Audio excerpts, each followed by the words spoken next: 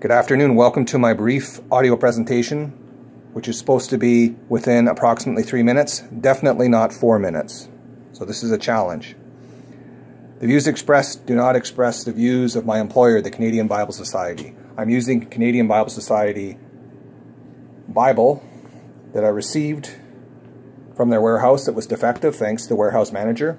It's actually published by the American Bible Society out of New York. It's Holy Bible, New American Standard Bible, updated edition.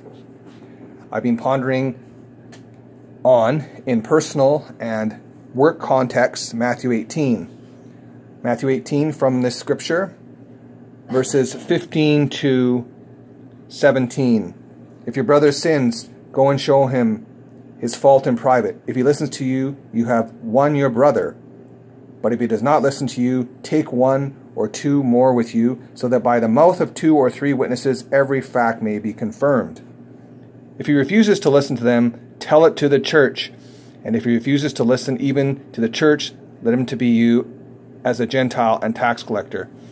And the next couple of verses, such as 18, 19, talk about how things bound on earth shall be bound in heaven, and there's a debate on that. I listened to one pastor at Northview that thought that was the church given the authority to bind decisions by God. The church in particular, whereas other people reason that it's simply 2 or more Christians binding a decision, whereas this pastor reasoned it was in the context of church leadership. So that's a debate. Back to the main thing I want to talk about. I have a friend that was saying that, in his opinion, many Christians aren't very mature in the Western world, and I agree. They have a view that their sins are forgiven, they believe in the atonement and the resurrection, but because they're not very biblical, because they're not very theological, things really don't impact them properly. I have another friend at church, and he was saying that often people just do not apply Matthew 18. So how does Matthew 18 apply? Well, for example, someone recently has been shunning me, in my opinion, but that shouldn't be done. If someone has an issue with me, they should approach me with it via Matthew 18 and to see if we can work it out.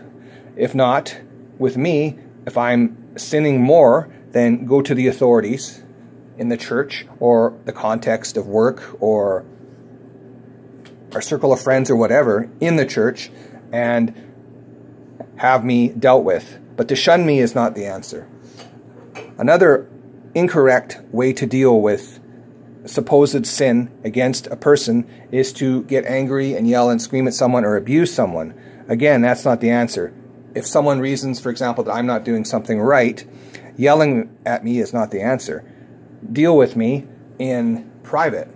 So recently someone was rather abusive to me and yelling, and I spoke to them, but they just kind of blew it off and ignored it as if I didn't have a valid opinion.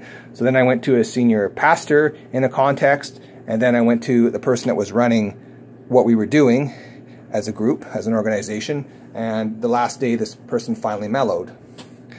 So in short, based on Matthew 18, if one reasons that a person has sinned against them, the person should be dealt with directly.